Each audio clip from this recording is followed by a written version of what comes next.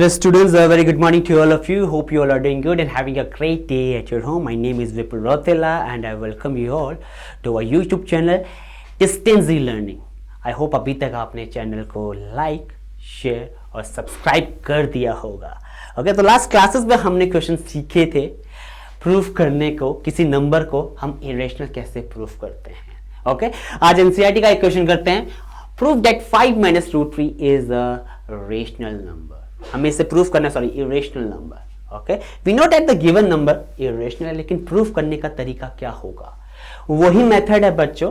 Late us assume to contrary that 5 minus root 3 is a rational number. Okay, why we are doing so? क्योंकि हमें पता है जो number rational prove नहीं, जो नंबर रेशनल नहीं होता वो नंबर क्या होता है? इरेशनल होते हैं. और जो नंबर इरेशनल नहीं होते वो नंबर क्या होते हैं? रेशनल होते हैं. तो ये मेथड होने वाला है इस क्वेश्चन को करने का. ओके, आपको ये क्वेश्चन इरेशनल लेकर नहीं करना है बच्चों, because you are not going to do so. हम ऐसा कर ही नहीं सकते because we not don't have the concept for that question. तो जब भी एग्जामिनेशन में आपके ये क्वेश्चन क्लिक करता है या आपके पास आता है तो आपका तरीका क्या होगा? Prove that the given number, assume the given number as a rational. So let us, पहला स्टेटमेंट जो हम लिखते आ रहे हैं, let us assume to contrary that five minus root 3 is a rational. Contrary यानी हम विरोध कर रहे हैं इसका. We know that this one is an irrational, लेकिन हम विरोध करते हैं कि ये irrational है. Okay, so let's do it here. Let us assume to contrary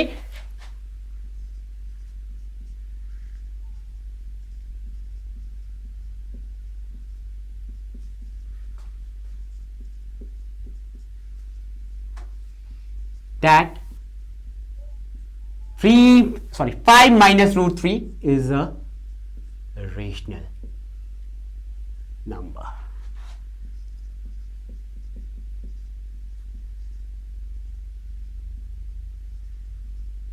Okay, is a rational number. Please focus on the word keyword contrary. Okay, थोड़ा important तो आपको लिखना है बच्चों. Okay, और आप ऐसे भी लिख सकते हो, let us assume that 5 minus root 3 is a rational number. Hope it's fine. Now what is the property of a rational number? किस फॉर्म में होते हैं? a upon b, c upon d, m upon n, x upon y. आप कुछ भी mention कर सकते हो, बस कंडीशंस राइट होनी चाहिए. आप वेरिएबल कुछ भी मेंशन करो, कंडीशंस राइट होनी चाहिए. तो यहां पे डिफाइन करते हैं 5 minus root 3 को equals to x upon y. Okay, now let's write the properties of x and y here. X and y are integers. Okay, x and y are co-prime and y should not equals to 0. Okay बच्चों, आपके पास examination में ऐसी type के multiple questions आएंगे बच्चों. तो approach क्या है? सिर्फ कंसेप्ट को समझना है, और कंसेप्ट सिर्फ एक ही है. लेफ्ट हैंड साइड आप इरेशनल नंबर को छोड़ दो और राइट हैंड साइड आप रेशनल नंबर को ले आओ. और रेशनल नंबर क्या होगा? एक्स और वाई के फॉर्म में होंगे. जो प्लीज रिमेंबर. ओके, आपको क्या करना है? लेफ्ट हैंड साइड इरेशनल को छोड़ देना है, या you can do it, left hand side irrational को छोड़ दो और राइट हैंड साइड में रेशनल ले आओ, और राइट हैंड साइड में इरेशनल को छोड़ दो, लेफ्ट हैंड साइड रेशनल ले आओ. तो कंडीशन क्या होगा कि एक साइड तो आपको रेशनल मिल रहा है और दूसरी साइड आपको इरेशनल मिल रहा है. लेकिन ऐसा तो पॉसिबल है ही ना.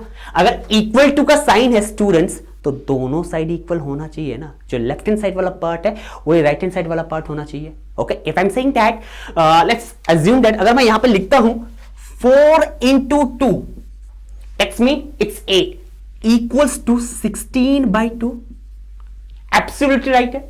लेफ्ट हैंड साइड में भी 8 है और राइट हैंड साइड में भी आपको 8 मिल रहा है. Hope it's fine.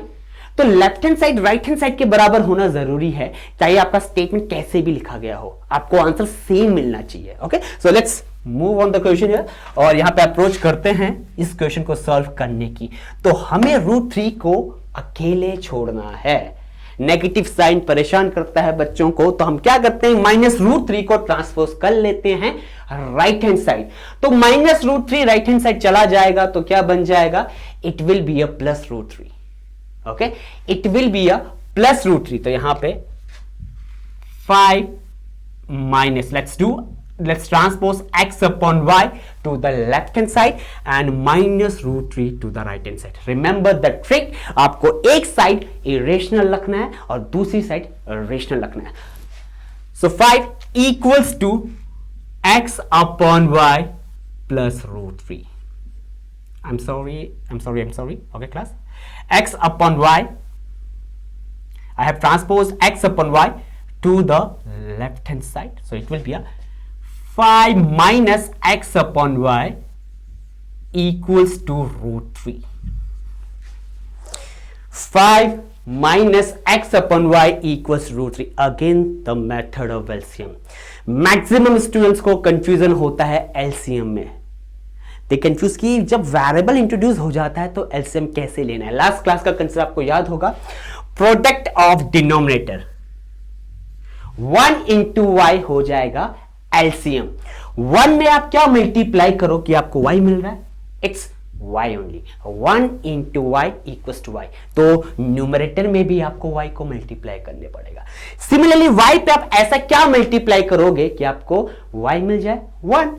y 1 जा y, तो आपको न्यूमरेटर में भी 1 मल्टीप्लाई करना पड़ेगा, x इंटू 1x. और आप इसे ऐसे भी समझ सकते हो, जब आप ऐसा कर रहे हो तो क्रॉस मल्टीप्लिकेशन कर दो, एलसीएम y ही रहेगा बच्चों. सो y 5 minus x equals to root 3. Hope it's fine and clear to you. 5 minus x upon y equals to root 3. x और y हमारे पास इंटीजर्स हैं. Remember, x और y हमारे पास इंटीजर्स हैं. That's mean जो left hand side आपके पास आएगा वो इंटीजर ही आएगा. But we know that root 3 is a irrational number. हमें पता है root 3 irrational number है, तो लेफ्ट हैंड साइड आपका राइट हैंड साइड के बराबर नहीं होगा यहाँ पे, बिकॉज ये वाला पार्ट तो बच्चों आपको क्लियरली मेंशन है क्या है, rational number. And we know that root 3 आपके पास क्या है, इरेशनल नंबर. तो क्या लेफ्ट हैंड साइड यहां पे राइट हैंड साइड के बराबर है, नहीं है. ऐसा क्यों हुआ है, due to our wrong assumption that 5 minus root 3 is a rational number. Again the important statement, okay, this contradicts the fact, this contradicts the fact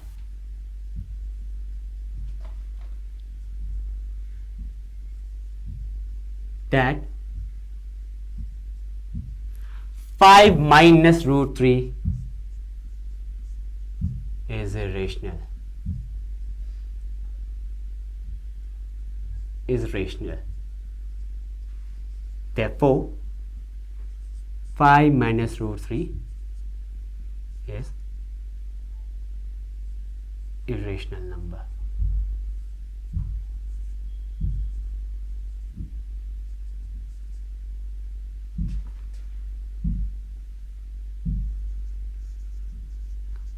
इसलिए आपके पास 5 minus root 3 irrational number prove हो गया है.